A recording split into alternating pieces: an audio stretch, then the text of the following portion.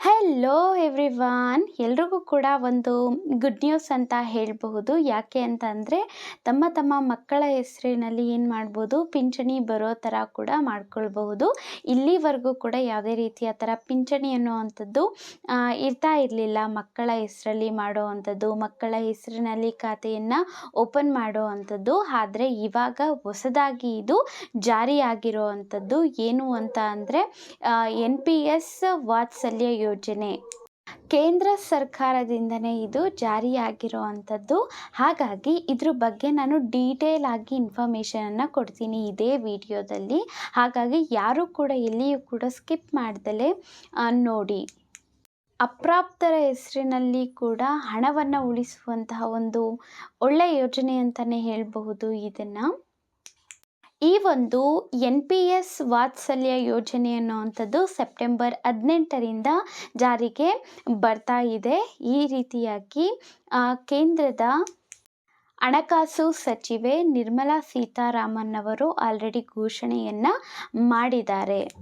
2024-25 ಕೇಂದ್ರ ಬಜೆಟ್ನಲ್ಲಿ ಘೋಷಣೆಯಾಗಿರೋ ಅಂಥದ್ದು ಇದು. ಇದಕ್ಕಾಗಿ ಒಂದಷ್ಟು ದುಡ್ಡನ್ನು ಮುಡಿಪಾಗಿ ಇಟ್ಟಿದ್ದಾರೆ. ಅದು ಎಷ್ಟು ಮತ್ತು ಎಷ್ಟು ವಯಸ್ಸಾಗಿರಬೇಕು ನಿಮ್ಮ ಮಕ್ಕಳಿಗೆ ಆ್ಯಂಡ್ ಏನೇನೆಲ್ಲ ನೀವು ಮಾಡಬೇಕು ಪ್ರತಿಯೊಂದನ್ನು ಇವಾಗ ತಿಳ್ಕೊಳ್ಳೋಣ. ಅದಕ್ಕೂ ಮುಂಚೆ ನೀವಿನ್ನೂ ನನ್ನ ಚಾನಲ್ಗೆ ಸಬ್ಸ್ಕ್ರೈಬ್ ಮಾಡಿಲ್ಲ ಅಂತಂದರೆ ದಯವಿಟ್ಟು ಹೋಗಿ ನನ್ನ ಚಾನಲ್ಗೆ ಸಬ್ಸ್ಕ್ರೈಬ್ ಮಾಡಿ. ಈ ಒಂದು ಯೋಜನೆಯಡಿ ಪೋಷಕರೆಲ್ಲ ಯಾರಿದ್ದೀರಾ ಅವ್ರಿಗೆ 18 ವರ್ಷಕ್ಕಿಂತ ಕಡಿಮೆ ವಯಸ್ಸಿನ ಮಕ್ಕಳಿದ್ದಾರೆ ಅಂತ ಅಂದರೆ ನೀವು ಅವರ ಒಂದು ಹೆಸರಿನಲ್ಲಿ ಈ ಖಾತೆಯನ್ನು ಓಪನ್ ಮಾಡಬಹುದಾಗಿ ಇರುತ್ತೆ. ವರ್ಷಕ್ಕೆ ಕನಿಷ್ಠ ಅಂತಂದರೂ 1,000 ರೂಪಾಯಿಗಳ ಒಂದು ಹಣವನ್ನು ಹೂಡಿಕೆ ಮಾಡಬಹುದು ನೀವು. ಹಾಗಾದರೆ ಈ ಒಂದು ವಾತ್ಸಲ್ಯ NPS ಯೋಜನೆ ಅನ್ನುವಂಥದ್ದು ಏನು? ಇದೊಂದು ಕೇಂದ್ರ ಸರ್ಕಾರದ ಪಿಂಚಣಿ ಯೋಜನೆ. ನಾನು ಈಗಾಗಲೇ ಹೇಳಿದೆ, ಹಣಕಾಸು ಸಚಿವರು ಇದನ್ನು ಜಾರಿಗೆ ತಂದಿದ್ದಾರೆ ಈಗಾಗಲೇ. ಇನ್ನು ಮುಂಚೆ 18 ವರ್ಷ ಮೇಲ್ಪಟ್ಟವರಿಗೆ ಇದು ಇರ್ತಿತ್ತು. ಮತ್ತು ಗೌರ್ಮೆಂಟ್ ಕೆಲಸಗಳನ್ನು ಮಾಡ್ತಿರೋ ಅಂಥವರು, ಸರ್ಕಾರದ ಕ್ಷೇತ್ರಗಳಿಗೆ ಸಂಬಂಧಪಟ್ಟವರಿಗೆ ಮಾತ್ರ ಈ ಒಂದು NPS ಅನ್ನುವಂಥದ್ದು ಇತ್ತು. ಆದರೆ ಇವಾಗ ಆ ಥರ ಇಲ್ಲ, ಎಲ್ರಿಗೂ ಕೂಡ ಅಪ್ಲೈ ಆಗುತ್ತೆ. ಇವಾಗ ಯಾರು ಬೇಕಾಗಿದ್ರೂ ಕೂಡ ಖಾತೆಯನ್ನು ಓಪನ್ ಮಾಡಿಕೊಂಡು ಹೂಡಿಕೆಯನ್ನು ಮಾಡಬಹುದು. ಇದೊಂದು ನಿವೃತ್ತಿ ಯೋಜನೆ ಆಗಿದೆ. ಅದೇ ಥರ ವಾತ್ಸಲ್ಯ NPS ಅಂತ ತಗೊಂಡ್ರೆ ಅದು ಮಕ್ಕಳಿಗಾಗಿ ಮಾಡ್ತಾ ಇರೋ ಅಂಥದ್ದು. 18 ವರ್ಷಕ್ಕಿಂತ ಕಡಿಮೆ ವಯಸ್ಸಿನ ಮಕ್ಕಳು ಏನಿರ್ತಾರೆ ಅವರ ಹೆಸರಿನಲ್ಲಿ ಅವರ ಪಾಲಕರು ಏನು ಮಾಡಬಹುದು, ಅಕೌಂಟನ್ನು ಓಪನ್ ಮಾಡಿಬಿಟ್ಟು ಹಣವನ್ನು ಹೂಡಿಕೆ ಮಾಡಬಹುದು. ಅದನ್ನು 18 ವರ್ಷ ಆದಮೇಲೆ ಏನು ಮಾಡ್ಬೋದು ಅಂತ ಅಂದರೆ ಅದನ್ನು ಮುಂದುವರಿಸ್ಕೊಂಡು ಹೋಗಬಹುದು ಕೂಡ. ಮ್ಯಾಕ್ಸಿಮಮ್ ಅಂತ ಅಂದ್ಕೊಂಡ್ರೂ ಕೂಡ 70 ವರ್ಷಗಳವರೆಗೂ ಕೂಡ ಹೂಡಿಕೆಯನ್ನು ಮಾಡಬಹುದು.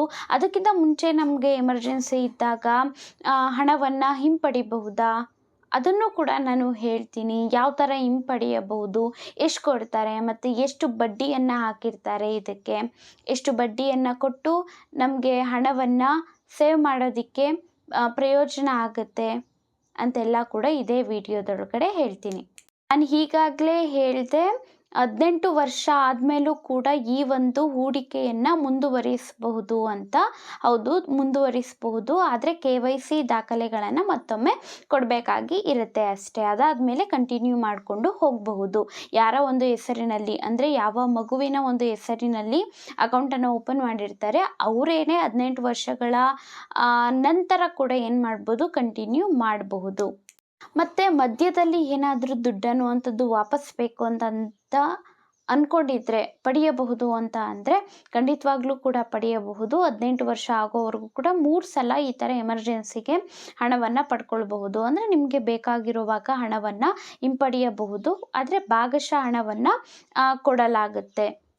ಇನ್ನು 18 ವರ್ಷ ಆದ ನಂತರ ನಿಮ್ಮದೇನಾದರೂ ನೀವು ಹೂಡಿಕೆ ಮಾಡಿರುವಂತಹ ಹಣ ಅನ್ನುವಂಥದ್ದು 2.5 ಲಕ್ಷಕ್ಕಿಂತ ಕಡಿಮೆ ಇತ್ತು ಅಂತಂದರೆ ನೀವು ಟೋಟಲ್ ಅಮೌಂಟನ್ನು ಕೂಡ ಹೊರಗಡೆ ತೆಗೆಯಬಹುದು.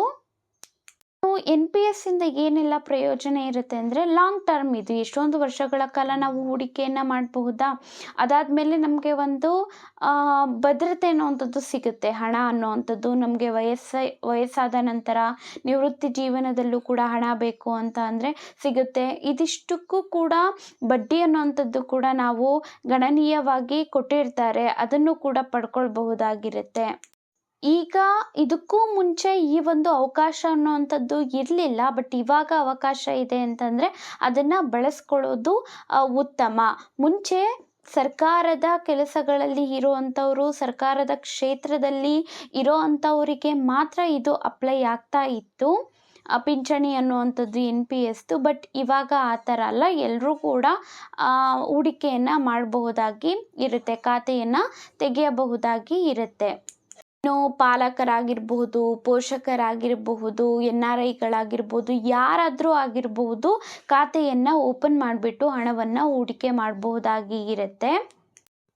ಕಾಲ ಕಳೆದಂಗೆ ಆದಾಯ ಕೂಡ ಅನ್ನುವಂಥದ್ದು ಇದರಲ್ಲಿ ತುಂಬಾ ಜಾಸ್ತಿ ಆಗುತ್ತೆ. ಈ ಒಂದು ಯೋಜನೆಯೊಳಗಡೆ ವರ್ಷಕ್ಕೆ ಕನಿಷ್ಠ ಅಂತ ಅಂದರೂ ಕೂಡ 6,000 ರೂಪಾಯಿಗಳು, ಅಂದರೆ ತಿಂಗಳಿಗೆ ಕನಿಷ್ಠ 500 ರೂಪಾಯಿಗಳನ್ನು ಹೂಡಿಕೆ ಮಾಡಬೇಕಾಗಿ ಇರುತ್ತೆ.